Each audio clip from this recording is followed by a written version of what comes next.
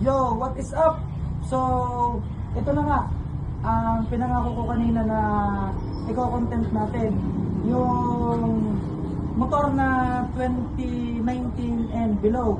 So, around 7 to 9 years old ang motor. So, dito, ang uniqueness sa ating video ay first owner, intact ang paint, orig paint, tapos ay low auto, dahil napakadalang na sa panahon ngayon ang mga ganitong katangian. Kagaya nito, kung ano yung inilabas ng kasa na yung mags niya stock na. Kagaya nitong goma, yung goma niya stock, yung sprocket niya stock, yung mags niya sa harap stock. Bali ang napalitan lang dito, aftermarket na lang dito ay brake lever at clutch lever. So, yun, bali ang purpose natin sa video na ito ay for awareness sa PMS, pag-aalaga ng motor, dahil sa panahon ngayon, kagaya nito, 2012 model, ay hanggang ngayon ay nandito pa rin, 2012 model siya. Imagine 2012. So, orig paint.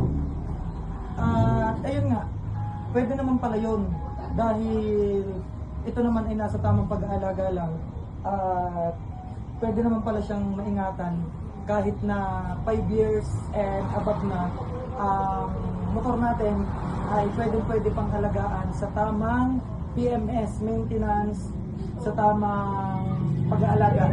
So, at ang isa din nga palang napansin ko sa mga kagaya nitong may mga oldies na motor ay parang kagaya nun, madami na siyang sasakyan, madaming motor, madaming gagamitin, kaya minsan nape-preserve yung kagaya nitong motor na Sniper Classic 2012 model. So, ang pinaka-point ng ating video ay yung tamang pag-aalaga lang sa motor natin. Yun lang, yun ang gustong-gusto kong may parating sa ating mga viewers.